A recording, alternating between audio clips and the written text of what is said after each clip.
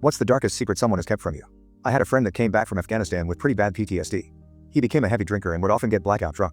In 2010, he tried to end his life, but his longtime girlfriend found him and managed to stop the bleeding enough to save him. 3 years later, I got a call that he'd done it. He ended his life after a bonfire party where everyone was drinking. His girlfriend heard a shot and found him bleeding out in the bathroom. He shot himself in the stomach. I had always thought it was strange that he chose the stomach, since he was a trained soldier, but assumed maybe it was the alcohol or the nerves. He was still conscious when paramedics arrived, and he told them point blank he was tired of living in constant pain and just wanted it over.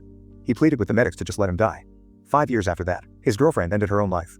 She'd been distraught and distant ever since he died, and she just never really recovered.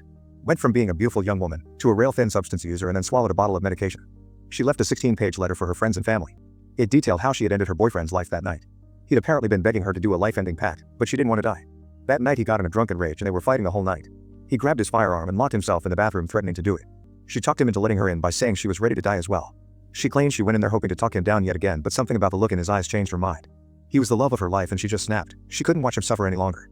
She took the firearm from his shaking hands and aimed at his chest. Her nerves and unfamiliarity with it caused her to lower her aim right as she pulled the trigger and ended up hitting low. She stated that he asked her to shoot again to finish, but she dropped the firearm and was crying uncontrollably. It was at this moment that he realized she wasn't ready to go, so he picked it up and calmly asked her for a hand towel. She wrote that he wiped the grip of its fingerprints, and then placed it in his hand and told her to walk away so you don't have to see this. She was frozen in place as he pointed at his head and pulled the trigger, but it was empty. He'd only loaded a single round. She watched him bleed out over the next couple minutes.